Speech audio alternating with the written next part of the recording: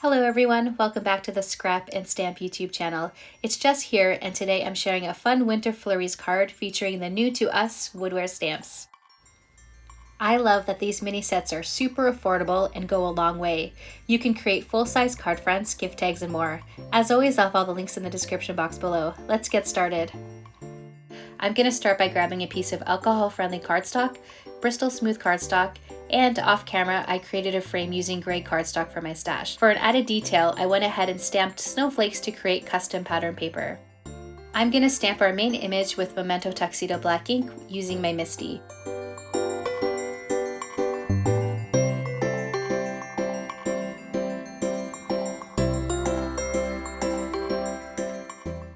We are going to use a mixture of Copics and Tri-Blend markers. This image is super easy to color. I'm going to grab my lightest gray and add highlights. When I'm coloring in images, I like to go from darkest to lightest, moving between colors in small circular motions. Once I'm happy with the blend, I'll go in and add highlights if necessary. And here you can see I went outside the lines a little. Don't worry, it's nothing a blender pen can't fix. If it happens to be too dark and still shows, you can take a white gel pen and hide any imperfections. For a little extra detail, I like adding blush with my coral blend and freckles using a black multi-liner pen.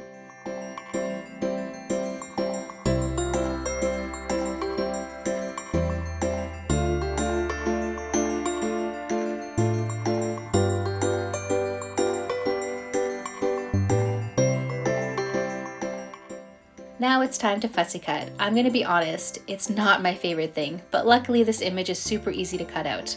I'm using my fine detail scissors and try to move the paper and not my hand.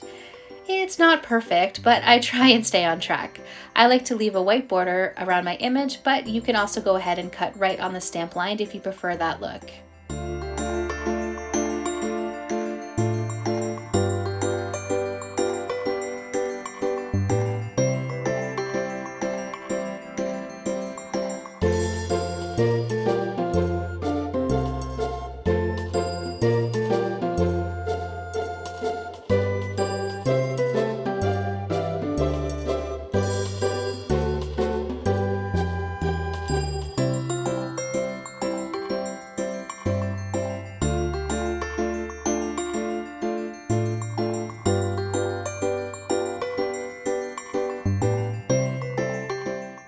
I'm not ready for the real flurries, but I am excited to show you how to heat emboss them.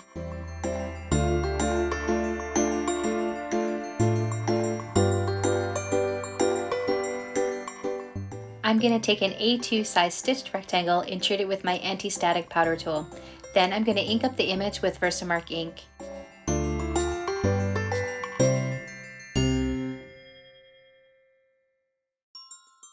Now it's embossing time.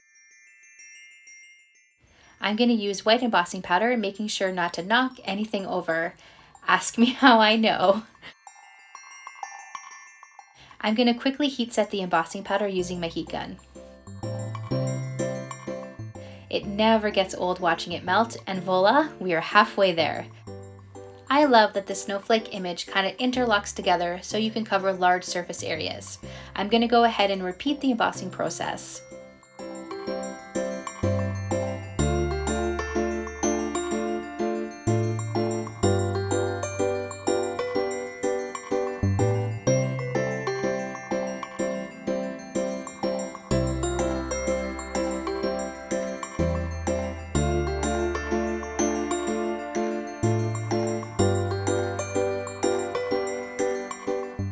And now it's time to blend. I'm going to reach for my oxide ink and spun sugar. I wanted a kind of fun, whimsy look. We don't have to worry too much about making the whole card front perfect. We're only going to see what's in the framed area. Now it's time to add our sentiment. I decided to take it up a notch, and we will emboss our greeting with clear embossing powder. This way we get that nice raised, shiny look.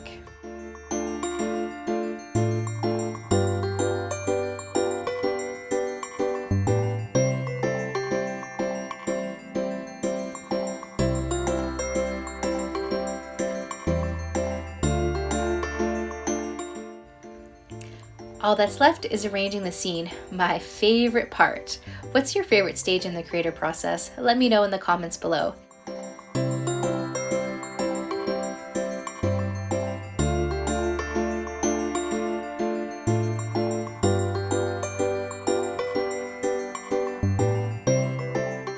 To finish off the card, I added coordinating sequins and glossy accents.